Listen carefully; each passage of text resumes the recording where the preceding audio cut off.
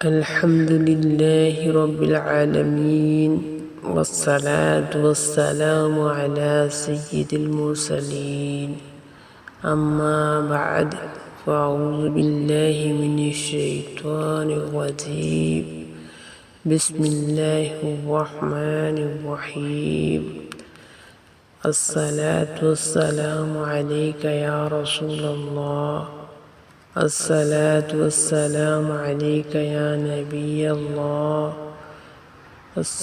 وعلى آلك وأصحابك يا نور اللہ۔ فرمان مصطفیٰ صلی اللہ تعالیٰ علیہ وسلم ہے، جس نے مجھ پر درود پاک لکھا تو جب تک میرا نام اس میں رہے گا فرشتے اس کے لیے استغفار کرتے رہیں گے۔ سبحان اللہ عز و جل۔ صلو علی الحبیب صلی اللہ تعالی علی محمد صلی اللہ تعالی علیہ وآلہ وسلم۔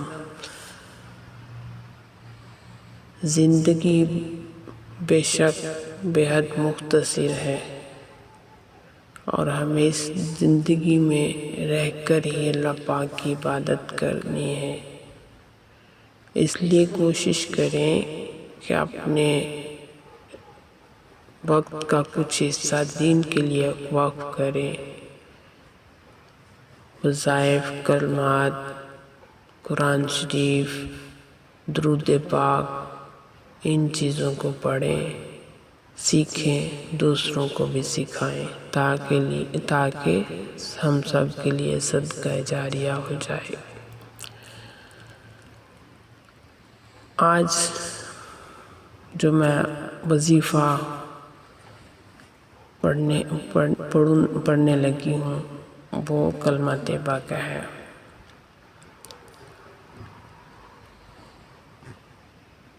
واحد کے 4 حروف کی نسبت سے کلمہ طیبہ کے 4 فضائل۔ نمبر 1، خوش نصیب کون؟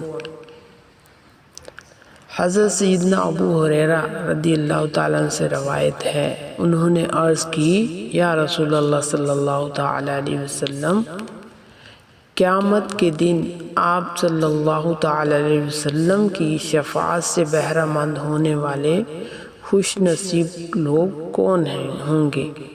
فرمایا، اے ابو ہریرہ، میرا گمان یہی تھا کہ تم سے پہلے مجھ سے یہ بات کوئی نہ پوچھے گا، کیونکہ میں حدیث سننے کے معاملے میں تمہاری حرص کو جانتا ہوں۔ قیامت کے دن میری شفاعت پانے والا خوش نصیب شخص وہ ہوگا جو صدق دل سے لا الہ الا اللہ کہے گا۔ نمبر 2، افضل ذکر و دعا۔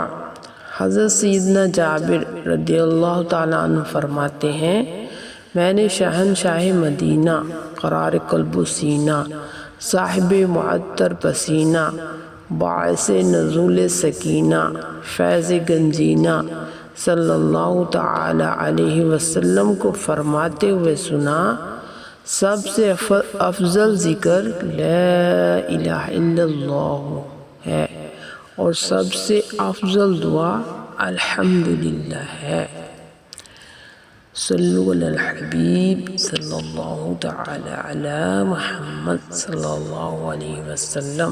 نمبر 3، آسمانوں کے دروازے کھل جاتے ہیں۔ حضرت سیدنا ابو ہریرہ رضی اللہ تعالی عنہ سے روایت ہے کہ نور کے پیکر، تمام نبیوں کے سرور، دو جہاں کے تاجور، سلطان بحر و بر صلی اللہ تعالی علیہ وسلم نے ارشاد فرمایا، جس بندے نے اخلاص کے ساتھ لا الہ الا اللہ کہا تو آسمان کے دروازے کھول دیے جاتے ہیں، یہاں تک کہ وہ عرش تک پہنچ جاتا ہے، جبکہ کبیرہ گناہوں سے بچتا رہے۔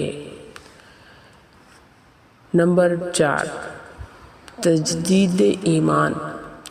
حضرت سیدنا ابو ہریرہ رضی اللہ تعالی عنہ سے روایت ہے کہ سید المبلغین رحمت للعالمین صلی اللہ تعالی علیہ وسلم نے فرمایا، اپنے ایمان کی تجدید کر لیا کرو۔ عرض کیا گیا، یا رسول اللہ صلی اللہ تعالی علیہ وسلم، ہم اپنے ایمان کی تجدید کیسے کریں؟ فرمایا، لا الہ الا اللہ کثرت سے پڑھا کرو۔ صلو علی الحبیب صلی اللہ تعالی علی محمد صلی اللہ تعالی علیہ وآلہ وسلم۔ نماز پڑھتے رہیے، سب سے بڑا وظیفہ نماز ہے اور ہم پر فرض کی گئی ہے۔ ہمارے چینل کو دیکھتے رہیے، اسے سبسکرائب کیجئے، لائک کیجئے اور شیئر کیجئے اور اس نیک کار خیر میں اپنا حصہ ملائیے۔ صلو علی الحبیب صلی اللہ تعالی علی محمد صلی اللہ تعالی علیہ وآلہ وسلم۔